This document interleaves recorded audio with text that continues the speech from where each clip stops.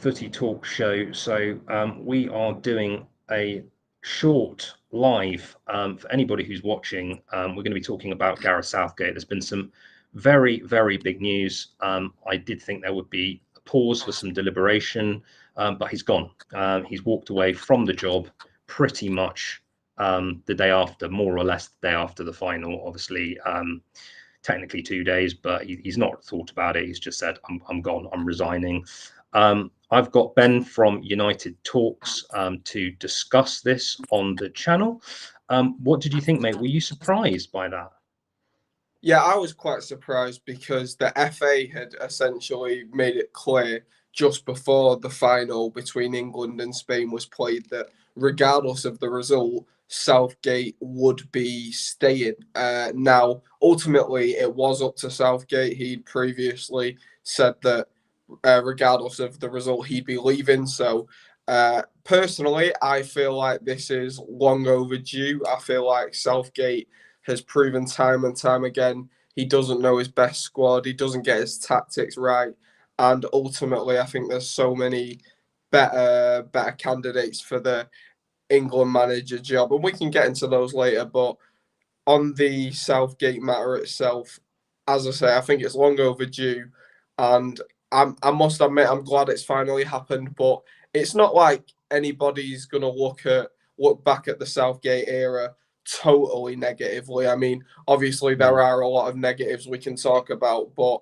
as for the positives, he's the only manager to get England into a final since Sir Alf Ramsey. Not only that, he's the only England manager, I believe, ever to get us to consecutive Euros finals, back-to-back finals. So there are a lot of positives as well as the many negatives that me and you have spoken about and complained about.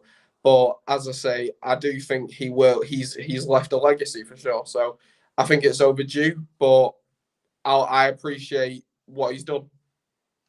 Yeah, I think that's very well put, mate. I think, do you know what? I was talking to a few people about this earlier on TikTok, and I think there's a juxtaposition of emotions. And by that, what I mean is he's got, as you say, to two consecutive finals.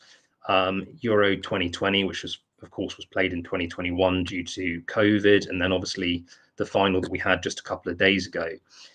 And as you say, nobody's done that since Sir Alf Ramsey. The second most successful manager was Sir Bobby Robson in 1990, getting us through to the semi-final of the World Cup. But it's difficult because although he has had that success in getting us there, the tactics have been so resoundingly negative, and we have sat back from the sidelines as fans and said, for instance, Cole Palmer. I was saying, why did Cole Palmer not get more game time the other night? Why was Anthony Gordon not playing? Why was Kane persisted with, despite the fact he had a terrible, terrible tournament? And it's such a shame because the players he was loyal to just didn't repay that loyalty. Would you agree with that?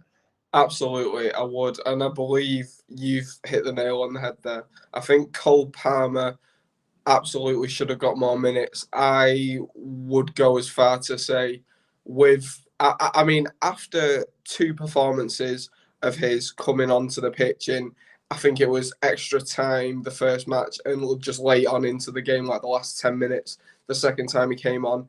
I kept asking myself, why is he not starting? Why is this lad not starting? I think he's absolutely brilliant.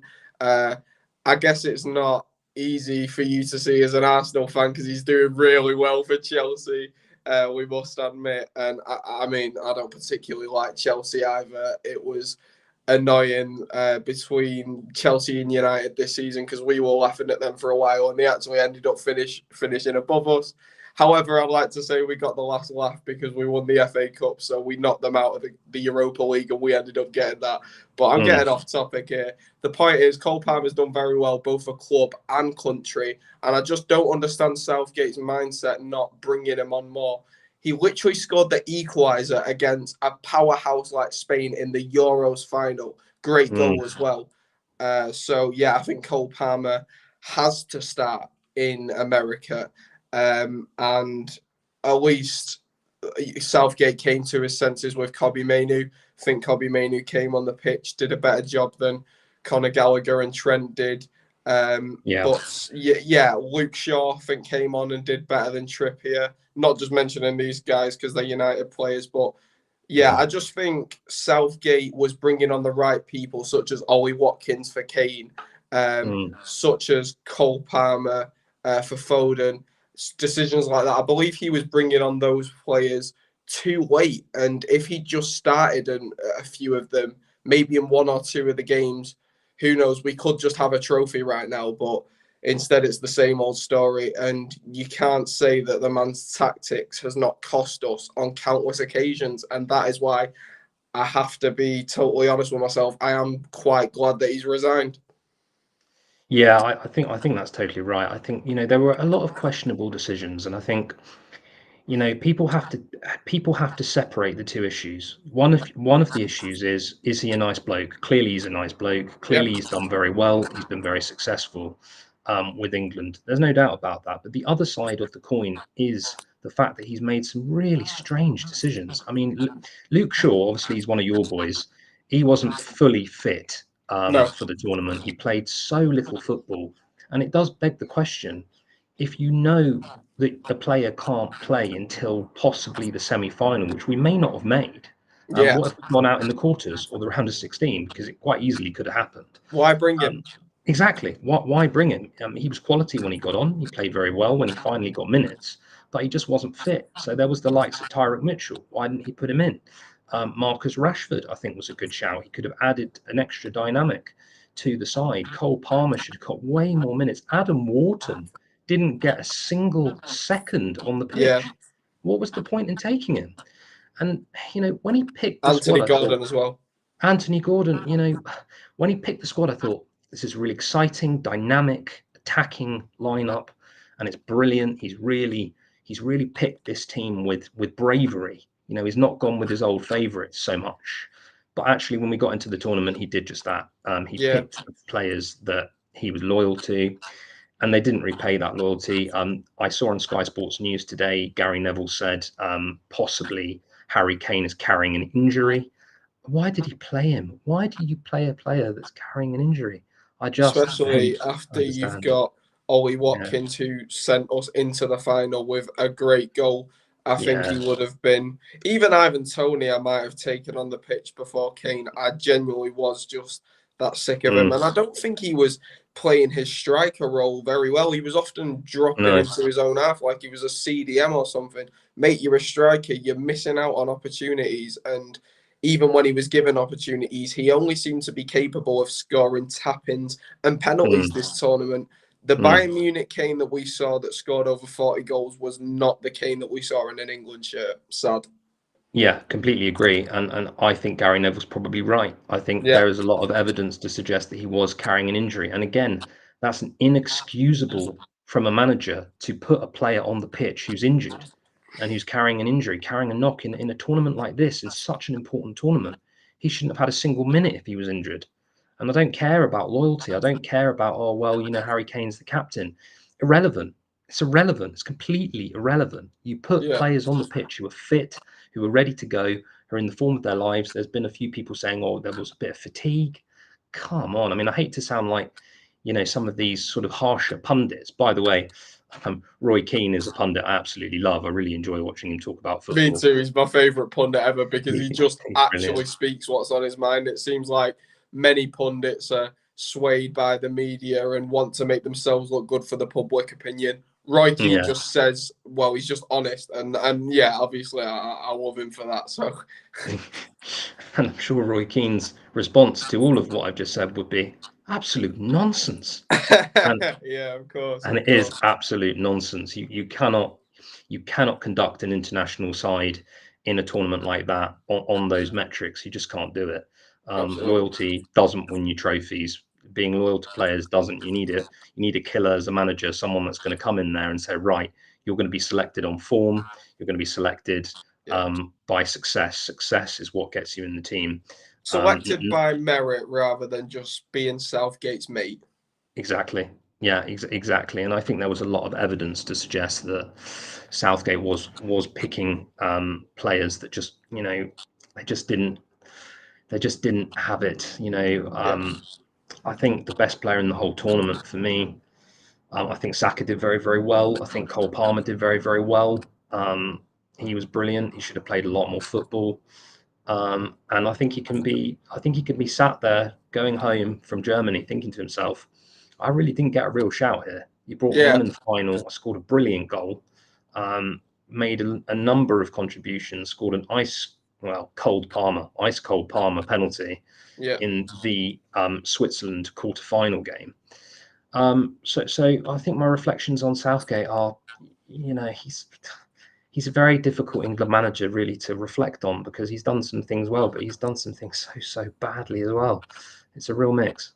Yeah, absolutely, mate. Absolutely. I think, as I say, I think it was long overdue, and I can praise him for getting to consecutive finals and a World Cup semi-final and I suppose a World Cup quarter-final. I suppose these are far advancements in tournaments, but at the same Mm. time, I don't believe those advancements were made by Southgate's tactics or coaching. I believe they were made by individual brilliance, like the absolute screamer that Saka scored versus Switzerland, like the great goal Palmer scored in the final, like the screamer that Bellingham scored against Slovakia. England's, or like the screamer Watkins scored against Netherlands. These moments go on and on and on, and that is how we got to the final. There was a few of them in the previous Euros tournament. You know, a few ref decisions, a few debatable penalties that went our way, and it's Mm. moments like that that are what truly gets us through these rounds. In reality, we're barely scraping past the likes of Switzerland and Slovakia, and you Yeah. cannot say that it was Southgate's merit as a coach that got us to those finals. That was No. moments like the Saka, the Bellingham, the Mm. Watkins goal. These are not these are moments when the players just sack off what Southgate says and just Yeah. go and do their own thing. It's not like Southgate's told Bellingham to go for that in No. against Slovakia. That's just his No. own confidence as a player. So I think as much as he has got to two finals, he can't take all the credit for it. I think the No. players are what really do it with their own way of playing football, not Southgate's way of playing football. Exactly. Exactly. You're exactly right, and you made some really good points there. We were 58 seconds or so from going out in the last 16. We scored, I think, on 94-31 or That something was like that. England's latest ever equaliser. Yeah, yeah, and to be honest with you, I didn't think it was gonna happen because I was sat in the pub near the Emirates with a few fellow Arsenal fans at the Tollington, and we were watching it. And I said to them, I said, "Nah, this is over, lads." And the throw-in came in, and it was just a sensational individual moment from Jude Bellingham. You know, I said after the game, I said, "Who else has the ability to do that? Who else would you back to score a goal like Not that?" just ability, the confidence to go for that when the stakes are that high, when it's the 94th Yeah, minute, when you're trying to keep your country in the competition, to go for something that probably 90% of the players on that pitch don't even know how to do. It is truly amazing. yeah, exactly, exactly. I mean, it was just a moment of magic, and people came on after that and they said, "Oh, that was obviously Southgate got it right." And I said, "No, no, no, no, no, no." I mean, how Exactly. can you say that? How can you say? I mean, it's just not. You can't give Southgate a credit for, and I don't think you can give him credit for the quarters either. It was a moment of brilliance from Bukayo Saka, and we've been Yeah. playing really, really poorly in that game. Yes, he got the penalty Yeah, I don't takers get right, how but we've got a people really can good lineup. possibly it's not like these people can actually try and say that an Mm, overhead kick in the 94th minute was part of Southgate's plan. You can't say Southgate's plan was to be losing to Slovakia, who I think are ranked like 43rd best team in the world, something like that, whereas we were supposed to be one of the yeah. favourites going into this competition. It's ridiculous. You can't tell me that was part of Southgate's plan. No, exactly. You're exactly right. It wasn't part of his plan, as neither was the quarterfinal. He got a lot of credit in the semi-final. We played very well in the first half. I'll give him that. Agreed. Um, the second half was very different. They foiled us, and again, a moment of brilliance from Ollie Watkins, who should have been on the pitch earlier for me, as Yeah. should have Cole Palmer. And what annoyed me with that is everyone was going, "Oh, the timing of those substitutions from Southgate was impeccable," and I was thinking, well, Not really. If he brought them on earlier, they might have done it earlier. So, Exactly. If he'd started some of those substitutions, it could have been so much less complicated, so much easier than England ended up making it. But yeah, even with the Netherlands, when that was probably our best performance of the tournament, even with mm, that game, we still got quite lucky. I mean, I think we were very lucky to get the penalty. I don't think that should have been one on Kane. Realistically, whoever no, the Neville, I think it was Dumfries was going for the ball, was clearly going for the ball, and it's just a follow through because Kane gets his shot off. And realistically, can you give a penalty when Kane has got the shot off, even if it is a foul, which I don't think it was, even if it is a foul, Kane has still got the chance complete. So it's not like he's actually affected Kane's ability in shooting. The foul, whether it was one or not, comes after mm, Kane's taking the chance. So yeah, we got lucky with the penalty, in my opinion. And Netherlands also let us off the hook a few times. They hit the bar and the post, I believe. they did. So we got lucky on quite a few occasions, but at Mm, the end of the day, that was one of our better performances, and I still feel like there was so much room for improvement. We so easily still could have gone out on that night. Yet we were just lucky, like we've been getting lucky the entire competition. And I think finally in the finals, Spain almost gave us, you could argue, the justice for how yes. lucky we've been getting this entire competition. Yes, very good point. And Jordan Pickford kept that respectable. Let's not forget that that could have been 3-1, 4-1 He made had it some not been. impeccable saves. He did. He really did. And, he was, other than Palmer, was the best player for me. Cole Palmer, Jordan Pickford, they were the two that stood out in that match. I'm going to get on to a point which I know that you'll be passionate about as a Manchester United fan. And I think you and I will see this in the same way. Yeah, Now, Kobbie Mainoo got a huge amount of criticism for his performance in the final. Now, my response to that was this is a 19-year-old lad who a couple of years ago was probably playing youth football, and he's playing in the biggest tournament of his life, and for most of the tournament was brilliant, to be fair. I think the criticism that he got in the final was unjust and very unfair, especially given how good he'd been throughout the tournament as a whole.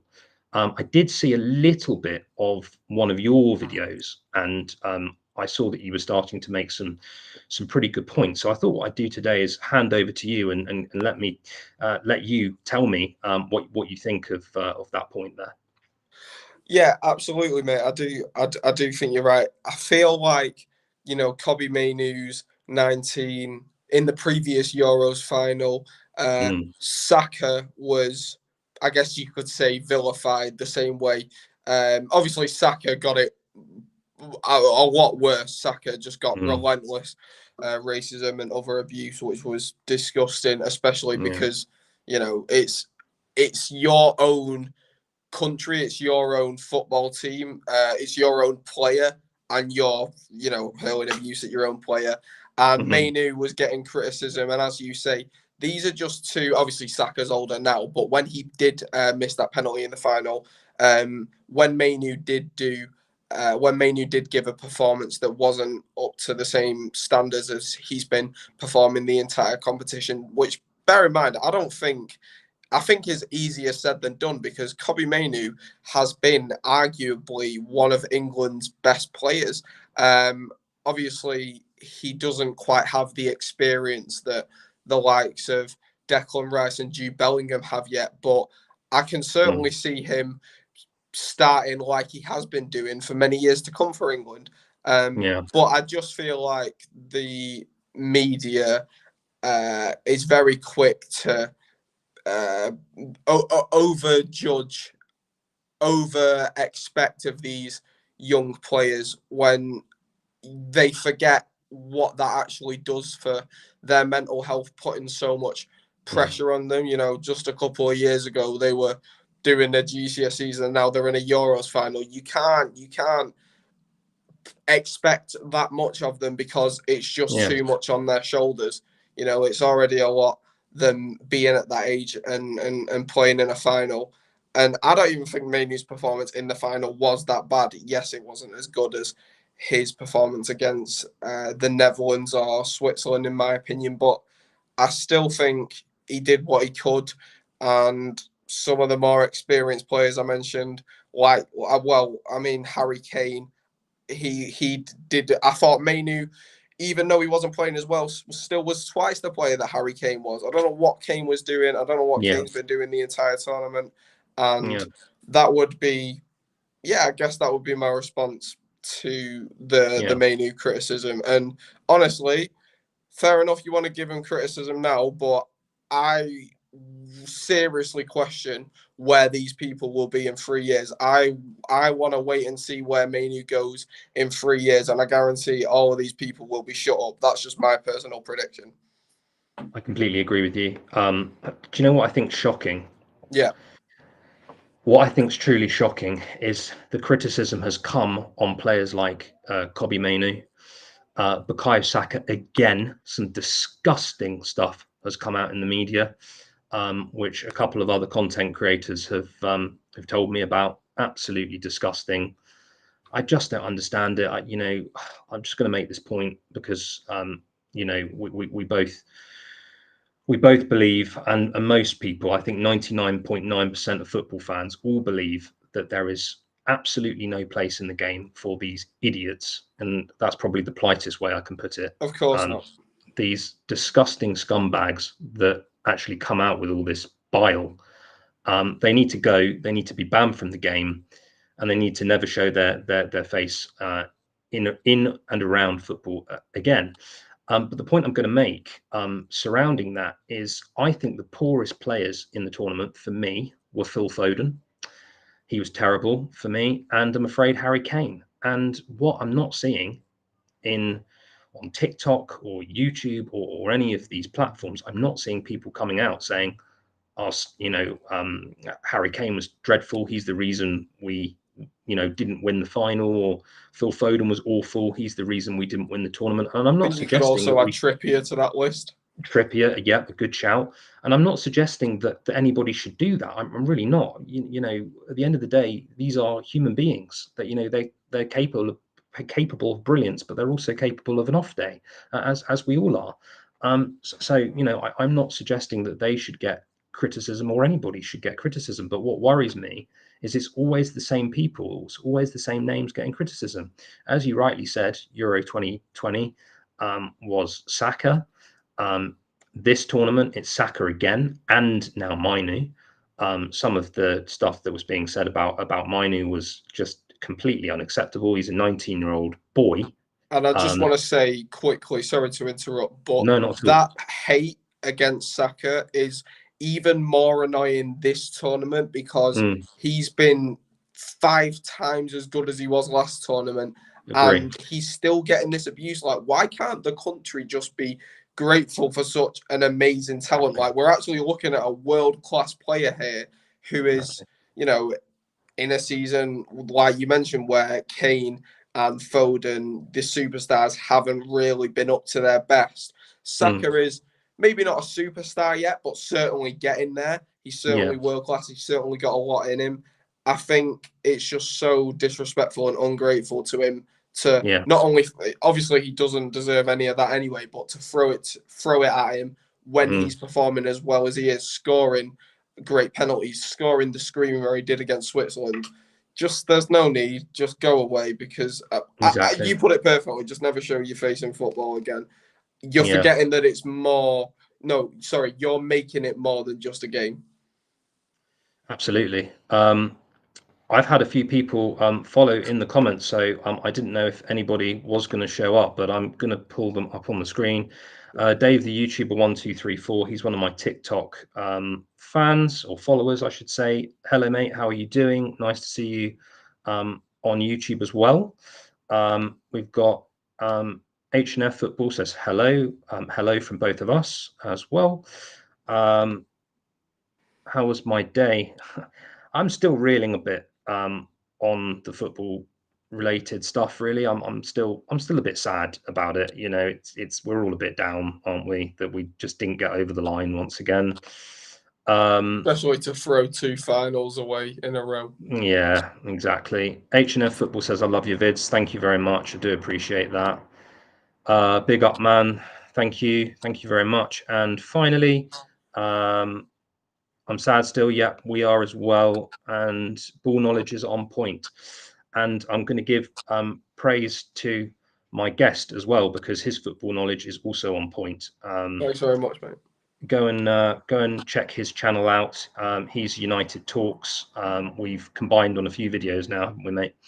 And he does very good content on Manchester United and all things United, don't you, mate? So yeah, thanks very much. Yeah. So thank you everybody for dropping in. We're never sure, to be honest. I'm never sure when I go on a YouTube whether people will drop in, but it seems to happen quite a lot. So that's great. I'm sad still. I think we've already done that one.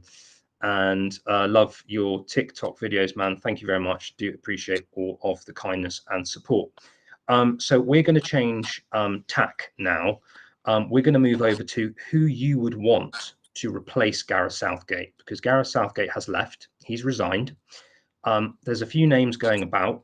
I'm going to address one, Graham Potter. I don't want Graham Potter myself. I don't think he'd be an upgrade on Gareth Southgate. Eddie Howe's another one. I'm more supportive of that name. I think that would be possibly a good shout. What do you think, mate? Who would you want in?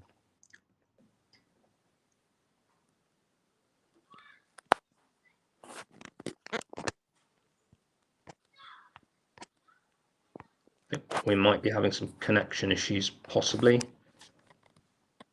Still there, mate?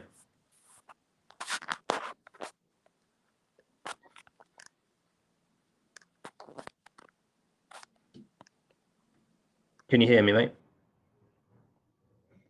Okay. I think just some connection problems. H&F Football, you say Eddie Howe. H&F Football also says former Real Madrid legend. H&F says, I'm a Liverpool fan. Let's see.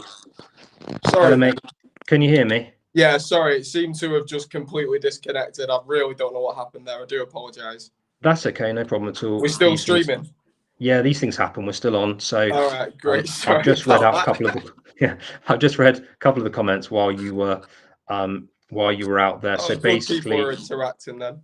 Yeah, we've got some people interacting. So what I was going to say is, who would your favourites be for the next England manager? Are there any names that you're interested in particularly? Yeah, so before we got cut off, you were speaking about Graham Potter, and I agree with you. I would not like to have Graham Potter. I don't think he's proven himself whatsoever. I think you're just going from one problematic manager like Southgate to another one with Graham Potter. I mean, he's hardly had an impressive career. He did all right at Brighton, but since then, he's not done very good at Chelsea. And now I think the closest link he's had to another manager job is his old job at Brighton. He's really not making any progress. And I just think that Graham Potter hasn't proven himself.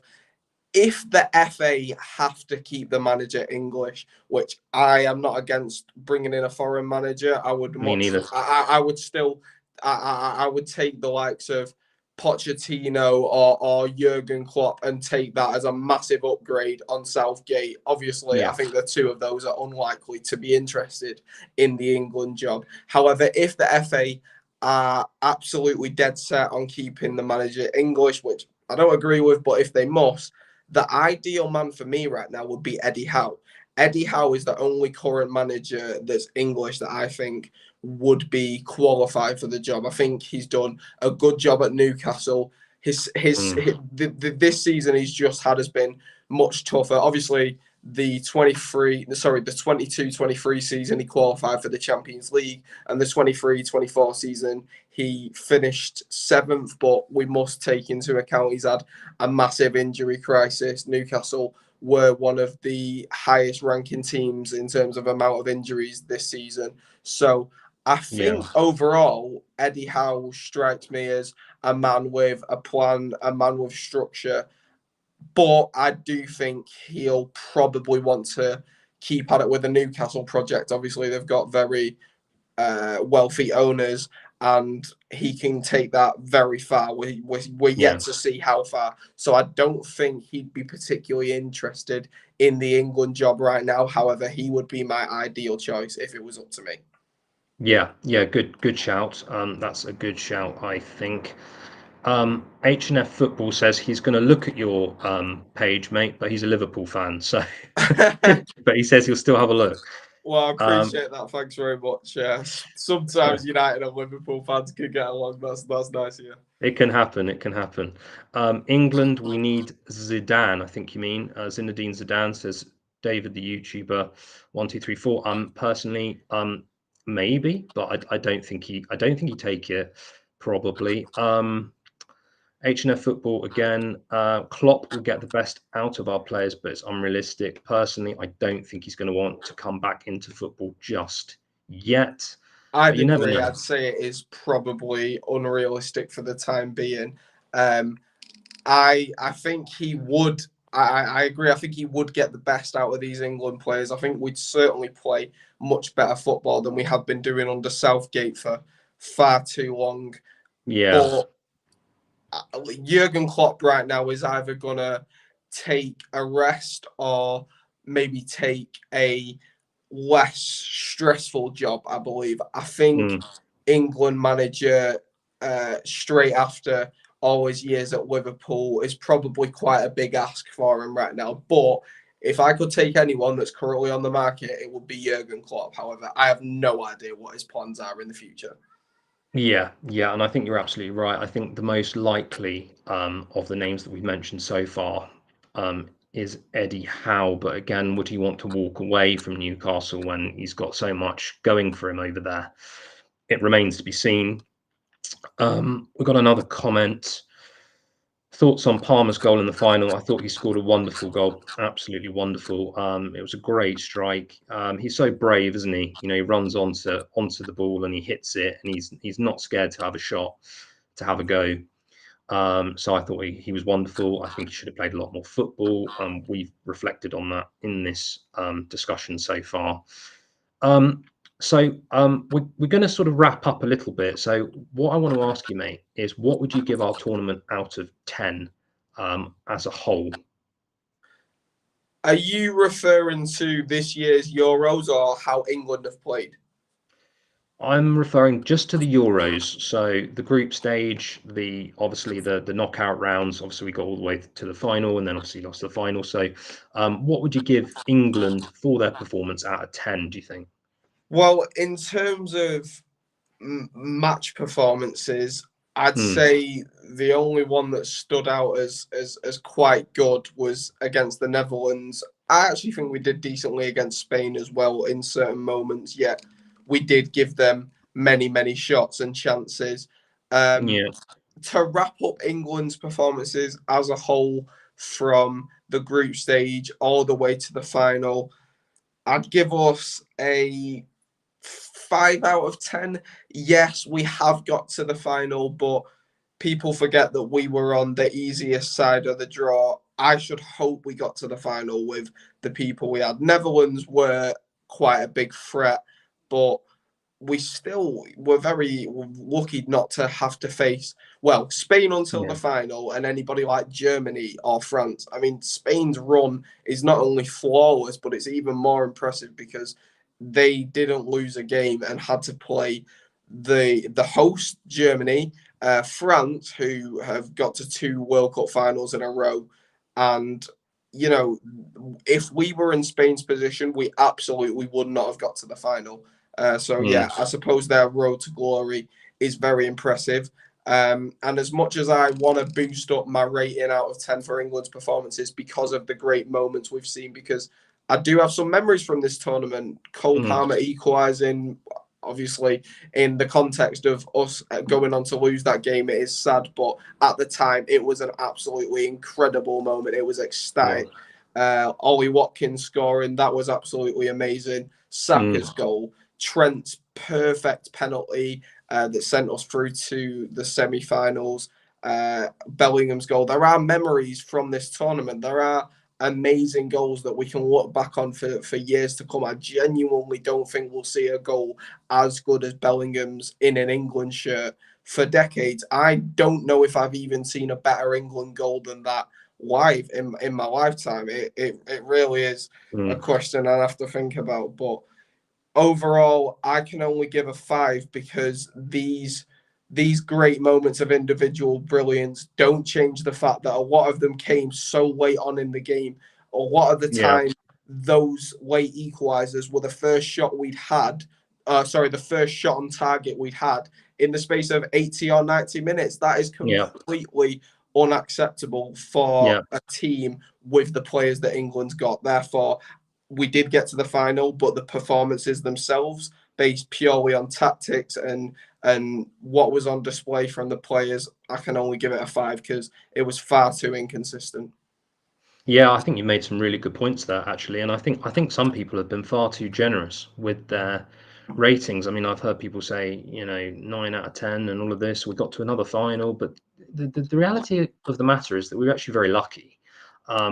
We were saved by brilliance, moments, a lot of moments, a lot of sort of individualism, and I don't really think we ever really played as a team unit. I don't think we really were that fantastic. If you're going to go through the games one by one, I mean, Slovakia, I mean, I'd only give us probably a 4 out of 10 because we actually, in the end, won it. But, when we were 1-0 down, I wouldn't have even given it a 1 out of 10. We were that bad. So that's Slovakia. Then you've got Switzerland, where again, I thought we were pretty poor for about 80 minutes until Saka scored that goal. So again, I'd probably only give that performance maybe a 5. I'd give the penalties a 10 out of 10 because the penalties were exceptional. All Um, 5 scored, and y- yeah, you are right. Bellingham and Saka's goals were great, but they were also both mm, the first shot on target that England had up until that point in the game. So in the case of yes, Bellingham, we didn't have a shot on target until the yeah, 94th minute. And in the yeah, case of Saka, we didn't have a shot on target until the 79th minute. How does yeah. a group of players that good produce performances like that? Yeah, a completely fair and accurate analysis of it. And I think, again, I think the only one that kind of was okay was the Netherlands game. The first half against the Netherlands, I'd probably have given a 7 or 8 for that. But again, the second half was poor, and we were saved by again a moment at the very, very end where Watkins just did his trademark Aston Villa finish, swiveled, bang, across the goalkeeper into the corner of the net. Glorious finish, Yeah. delicious finish, really, really nice goal that. And he should have got a lot more minutes. So it's a shame for him that he didn't. Right, I'm not ignoring your comments, so I'm going to bring them up. Dave, the YouTuber 1234 says, I'm an Arsenal fan, but I don't think the Newcastle manager wants the England job, to be honest, in my opinion. Yeah, maybe not. He might not want it. You make a fair point. Maybe a non-English manager could be Tuchel, Thomas Tuchel, after leaving Bayern, but again, unrealistic. I don't know how unrealistic that is. I mean, he might be tempted in it, and I'd back Tuchel, to be fair. I like his Absolutely. style of And football. also, I don't see many clubs currently going for Tuchel, so England might actually have quite a good chance of getting him. Yeah, absolutely. So that might be a decent shout, actually. And then the last comment, agree. Lamine and Nico were cooking. Talking about the Spanish players in that final against us. We were reflecting earlier that it should have been more than 2-1, really. I think the reality is it could have been 3-4, had it not been for Pickford and some individual brilliance. I'd say Um, Pickford and John Stones were the main people responsible for the game only being 2-1 when it could have mm, been 4 or 5-1. it could have been. It could have been. So yeah, do you know what? I think once again we've had a very complete discussion. Have you got any final points that you would want to make, mate? Do you think No, on I'm, what we I'm, talked I'm about? honestly really happy with the conversation we've had. I think we've gone into depth on, the potential replacement for Southgate, our thoughts on Southgate resigning in itself, and just England's tournament as a whole. There's a lot of disappointment, but as I say, there'll also be a lot of memories from this tournament, I believe. So, Yeah, my message, if I could see Southgate, I'd say thank you for your services.